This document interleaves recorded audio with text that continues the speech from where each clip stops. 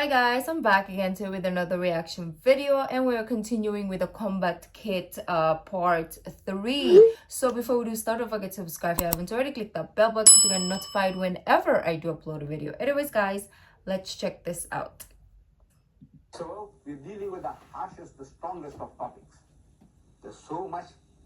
This little booklet here can keep you busy for months. This is an index of how you're going to use this with the Bible. But now, the first item between father and daughters. Hey. Wait, I forgot what happened last time. I'm trying to remember. Imran, read it. Read it loud, let everybody hear. Hey. That night both the daughters of Lot gave him, their father Lot, wine to drink, and the older daughter had intercourse with him. The next day, the older daughter said to her sister, I slept with him last night. Now let's get him drunk again tonight, and you sleep with him. Then each of us will have a child by our father. So that night, they got him drunk, and the younger daughter had intercourse with him. In this way, both of Lot's daughters became pregnant by their father. Now this is what you're reading is the Holy Bible. This is the Holy Bible of the Jews and the Christians. I'm asking what's holy about that? I never seducing the father, getting him drunk, knew. and having sex with the father, and thus becoming pregnant, and both the daughters of Lot were a child by the father. What's holy about that? So we are asking, what is the moral? To the Christian, if he read it, he said, what is the moral of this story? What is the lesson to be learned? See, every tale we tell our children, fables, fairy tales. We tell our children anecdotes about the fox and the grapes, the wolf and the lamb, the dog and the shadow. You heard all this. As children, you hear this. You know, no fox ever jumped for grapes. Do you know that? The fox don't jump for grapes. But it's just a story, invented. We said the fox was jumping, trying to get at the grapes and can't reach it, tried again and again, and is fed up, it can't reach the grapes, so he says sour grapes. So we are trying to tell our children, don't be like that, greedy fox. When you can't get a thing, he says sour grapes. Don't be like that. The wolf and the lamb, the dog and his shadow. The dog finds a bone. With the bone in his mouth, is crossing a wooden bridge. And he sees the reflection in the water. He's thinking there's another dog with a bone in his mouth. He's greedy for the other dog's bone. So he lost what he had. Don't you be like that, my child. What Allah has given you, appreciate it. Don't be greedy for the other dog's bones. It's a moral, it's a lesson to be learned. Every story that you tell, there is a moral behind it. Otherwise, it's a waste of time. Dr. Vernon Jones, an American psychologist of great repute, he carried out experiments on groups of school children to whom certain stories were being read. To a standard 2 group, for example, you tell them about St. George. This St. George, this young boy, St. George, he sees a dragon. And he goes and finds a sword, and he goes and slays the dragon. He kills it. The same St. George, he sees the python, and he's looking for something to confront it with. And he couldn't find anything, so he picks up a stone and smashes on the head and kills it. Another group of also standard 2 children, you tell them the same St. George, but this St. George saw a dragon, and he was so terrified, and he scooted to his mother, and he cried in her lap. The same St. George, he saw the snake, and how he climbed up the tree, and he started howling like a wolf. In actual life, these children, when they really are confronted with problems, this is how their minds will work. That group that was told, confrontation, is going to start thinking, how am I going to overcome this? The other one is how to run to my mother. In actual life, is that these stories make certain slight but permanent changes in character, even in the narrow classroom situation, in little things. They behave like that. You keep on telling the child, there's a ghost out there, jinn. Your child will be too terrified to go out and in the evening to go and buy some cold drink for you. True. The other children, you don't talk about these things, they're always right. That's why parents, like, if they want their kids to go to sleep or not do something, they will say scary stories so that they will not do it.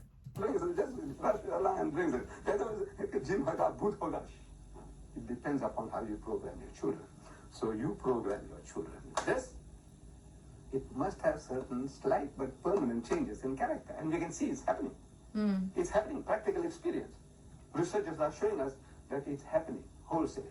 So now, this, we have given you a Bible. You open up the first book of the Bible, Genesis, first book of the Bible, Genesis. But I don't want you to start fumbling for, look, try and find pages 14 and 15. 14 and 15. Pages 14 and 15, just at the very beginning. Pages 14 and 15, at the very beginning. Pages 14 and 15. Can't be very far. Pages 14 and 15. 14 and 15. Found them? Everybody? 14, 15. Right now, with the red pens that are given to you, red pens you'll find inside the tube, inside the box here. Red pen. Take them out. Ah, red pens. Okay, so they can underline And or... right across, between page 14 and 15, right across. Have a look at this. Incest between father and daughters. Also, it's there in the first book already. I didn't know that. Oh, it's there. Incest between father and daughters. Why don't I have a Bible? I do, but I don't know where. Because I want to check also. Just write across and underline it. I think it's Incest. outside. Don't be afraid to mutilate that book. This is yours. The book is yours for taking away. So don't spare the book. Oh. It's my book. I have given it to you. Don't spare the book. Don't feel pity for the book. Right across. Incest between father and daughter. Well, like, ever since they never told us not to write in the Bible or highlight. So we mostly used to do that a lot, especially in the school that I went to, because you had to memorize verses. So not understand but memorize, right? So it's different. So anyways, yeah, we'll highlight it. It's like bright yellow, bright pink, whatever color you want, and it's full of written stuff.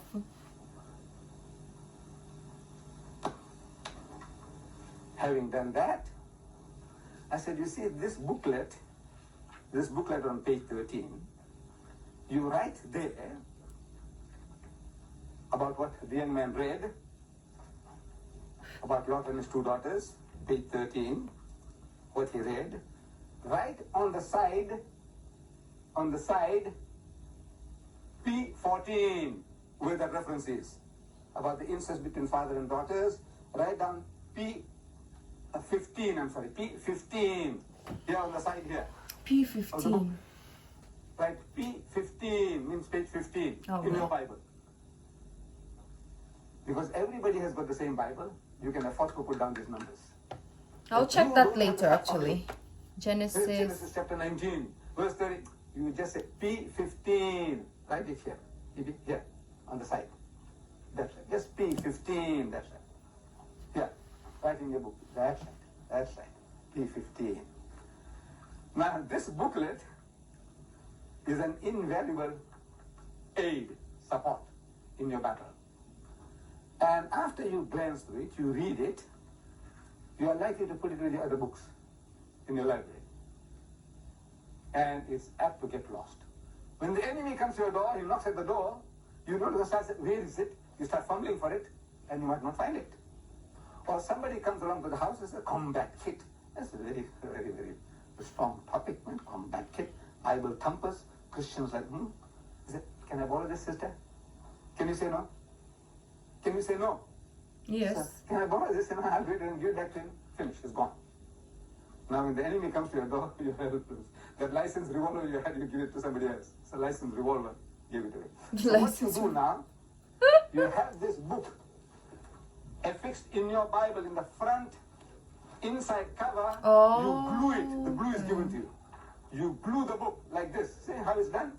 Glue it there, that it doesn't get lost. Smart. If you lose the whole encyclopedia, the Bible. So whoever gets it, he gets everything. Glue it. The glue is also provided. Wow, he provide everything. Well, You apply the glue to the back of the book. that's and then great. you stick it on.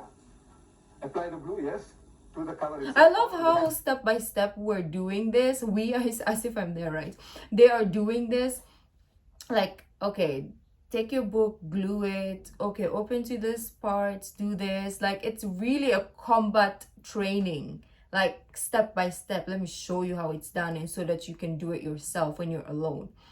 I like. Back of the book.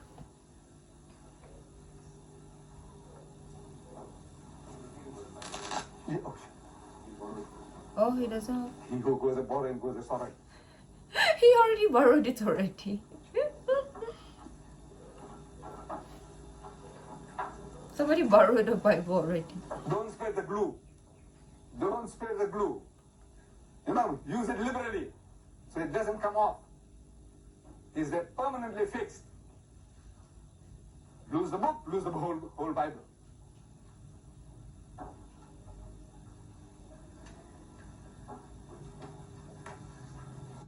Oh, that's it.